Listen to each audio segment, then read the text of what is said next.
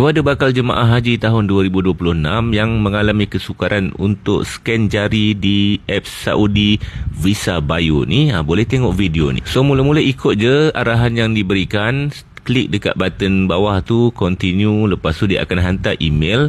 Nanti kita kena tekan link dalam email tu untuk mulakan proses verifikasi. Ini masukkan dulu email yang kita nak pakai tu. Type siap-siap dalam tu. Nanti dia akan hantar link ke email. Tekan go to mail. So akan terus masuk ke email. Buka email dan tekan link yang diberi dekat dalam email tu. Dan kita akan masuk ke paparan visa application details. Dan tik pada ruangan yang berkenaan. Kemudian kita kena scan pasport. So scan terus pasport macam dalam video ni. Lepas tu kita kena scan lagi sekali pasport di bahagian luarnya pula. Bila dah scan dia akan keluarlah detail macam tu. Kemudian langkah seterusnya kita kena isi dulu butiran-butiran yang dia minta. Lepas tu kita kena scan muka.